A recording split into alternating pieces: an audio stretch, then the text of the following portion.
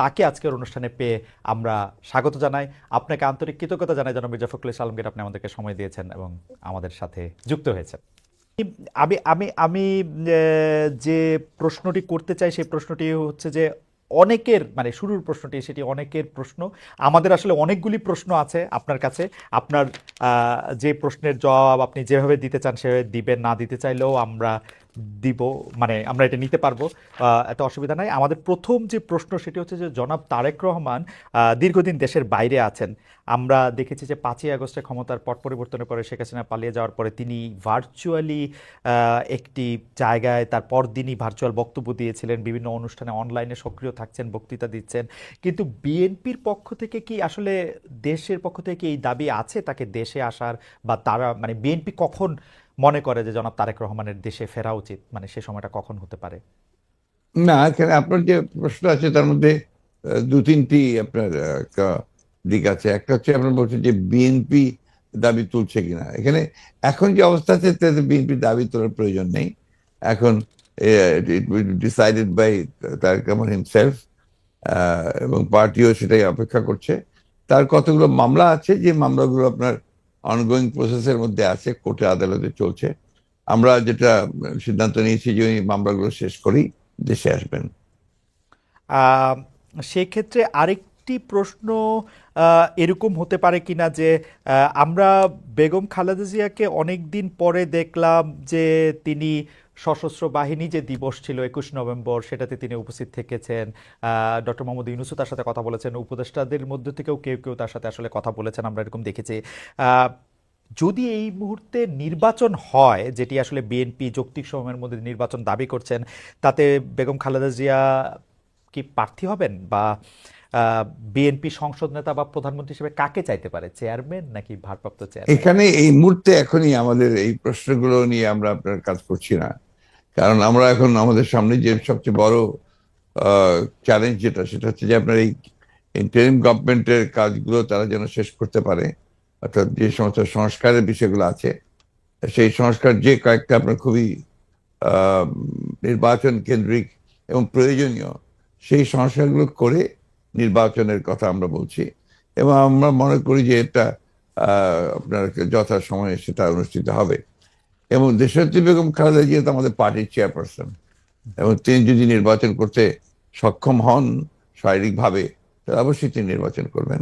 অন্যদিকে যেমন তারেক রহমান সাহেব আমাদের দলের হচ্ছেন ভারপ্রাপ্ত চেয়ারম্যান এখন আছেন, এবং তিনিও নির্বাচন করতে চাইলে তিনিও নির্বাচন করতে যদি চান সেটাও উনি করতে পারবেন, যে কটা সিটি তিনি করতে চান। তো এই নিয়ে কোনো সমস্যা নেই। সুতরাং খালেদা জিয়া নির্বাচন করলেন, প্রধানমন্ত্রী হলেন, বা তারেক রহমান সাহেব নির্বাচন করে প্রধানমন্ত্রী হলেন, এটা নিয়ে কোনো সমস্যা নেই। এই ব্যাপারে পার্টিতে আমাদের কোনো সমস্যা আছে বলে আমি মনে করি না। আলোচনা আছে কিনা, মানে মানে কে হবেন বা না, এই না, ব্যাপারে? এই ধরনের আলোচনার এখন প্রয়োজন নেই। কারণ খালেদা জিয়া, বেগম খালেদা জিয়া এখনো বেশ অসুস্থ। উনি আগামীকাল কয়েকদিনের মধ্যে উনি যাবেন আহ, লন্ডনে চিকিৎসার জন্য। এবং সেখানে যদি তাকে প্রয়োজন হয়, সেখান থেকে তিনি আমেরিকাও যেতে পারেন তার প্রয়োজন হয় চিকিৎসার জন্য। তো আমরা তাকে সম্পূর্ণ সুস্থ করে, আল্লাহ যেন তাকে সুস্থ করে নিয়ে আসেন, সেটাই চাইবো, সেটাই চাচ্ছি আর কি। আহ, এই প্রসঙ্গে আর কি, মানে এই 1-2 নাম্বার প্রশ্নের প্রসঙ্গে শেষ প্রশ্ন, যে আপনি জনাব তারেক রহমানের মামলার কথাগুলি বলছিলেন, জনাব তারেক রহমানের মামলাগুলো থাকার কারণে কি তিনি দেশে আসার ব্যাপারে দেশকে নিরাপদ মনে করছেন না, এরকম কোনো কিছু কি আপনাদের মধ্যে না, ভাবনা না, আছে? না, না, সেই ধরনের কিছু ব্যাপার নয়। তার মামলাগুলো আমরাই চাইছি, দল চাইছি আমরা হুম, হুম, তাকে একেবারে আমরা মানে পুরোপুরি ভাবে মামলা মুক্ত করে নিয়ে আসতে চাই। যেহেতু তার মামলাগুলো সবই মিথ্যা মামলা, হুম, হুম। সাজানো মামলা, তার সমস্ত এভিডেন্সেস আর দেয়ার। সুতরাং সেই ক্ষেত্রে তার যত দ্রুত সম্ভব আমরা আশা করি যে মামলাগুলো নিষ্পত্তি হয়ে যাবে। আহ, আজকের একটু কথায় আসি যে সংবিধানে উপপ্রধানমন্ত্রী পদ রাখা সহ আরো কতগুলি সংস্কারের প্রস্তাব বিএনপি দিয়েছেন। উপপ্রধানমন্ত্রী বা উপরাষ্ট্রপতি, তারপরে সংসদ উচ্চকক্ষ, গণভোটের বিধান প্রবর্তন করার প্রস্তাব। আহ, জি। তো এইগুলি যদি সংবিধানে যাচাই বাছাই করে দিতে হয় তাহলে তো কিছুটা সময় লাগবে। আপনার কাছে যৌক্তিক সময়টা কত মনে হয় যে এই আহ, সরকারের কাছে কতটা সময় আসলে দেওয়া উচিত সরকারকে আসলে যৌক্তিকভাবে? আমরা এখন পর্যন্ত কোনো সময় বেঁধে দিইনি, হুম। এবং আমরা যেহেতু মনে করছি যে যে সরকার কাজ করছেন এবং ইতিমধ্যে কমিটিগুলো হয়েছে, আপনার কমিশনগুলো হয়েছে, কমিশনগুলো তারা দ্রুততার সঙ্গে কাজ করছেন, এবং আমরা আশা করি যে যত দ্রুত সম্ভব তারা করতে পারবেন। এটা তাদের উপর নির্ভর করবে যে তারা কখন নির্বাচনটা দিতে পারছেন। আম, আপনারা কোনো টাইম ফ্রেম, না, টাইমলাইন? আমরা কোনো টাইম ট্র্যাক দেইনি। আমরা যেটা বলেছি যে একটা, যেটা আপনার লজিক্যাল, সেই সময়টুকু নিয়ে তারা করবেন। কেউ কেউ এরকম ইঙ্গিত করছেন যে বিএনপি আসলে এই মুহূর্তে নির্বাচনের জন্য আসলে চাপ দিতে চাচ্ছে সরকারকে, চাপ দিচ্ছে, তার ফলে সরকার একটু আনস্টেবল হচ্ছে।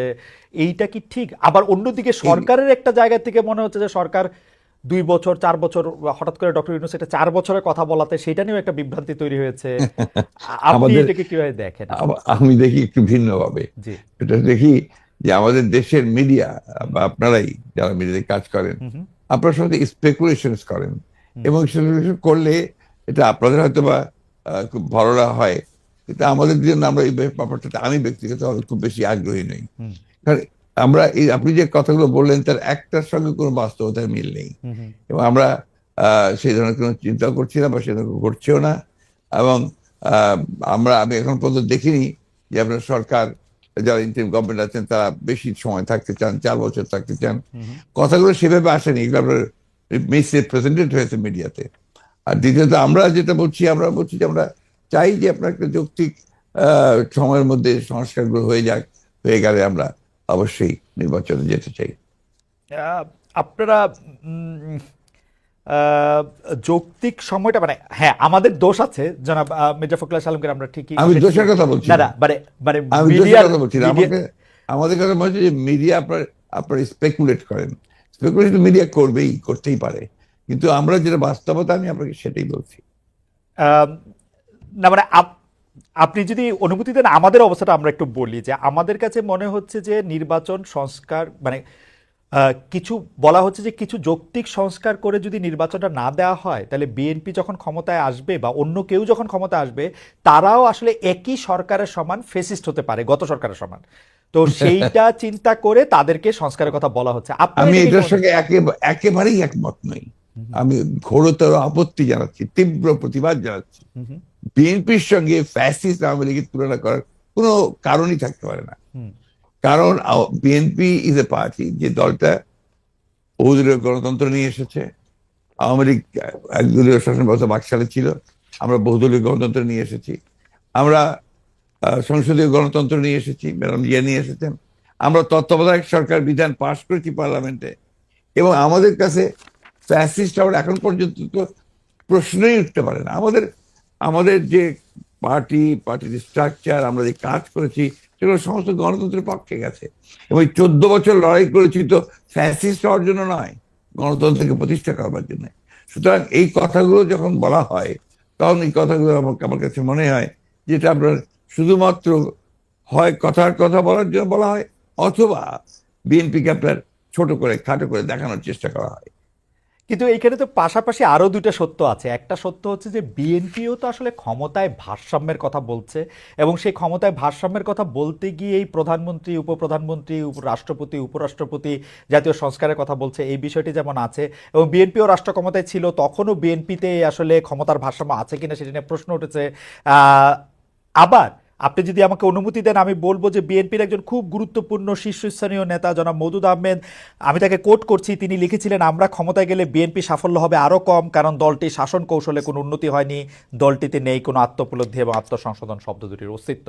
অর্থাৎ এরকম কথা কিন্তু আছে। মওদুদ আহমেদের কথাই যে আপনার চূড়ান্ত কথা তা তো নয়। জি। মওদুদ আহমেদ তার দৃষ্টিকোণ থেকে তিনি ওই কথাগুলো বলেছেন। ওকে। আমি তো মনে করি যে কথাগুলো সঠিক নয়। হুম হুম বিএনপি একটা পার্টি, যে পার্টিটা আপনাকে গণতন্ত্রকে রিইন্ট্রোডিউস করেছে, মাল্টি পার্টি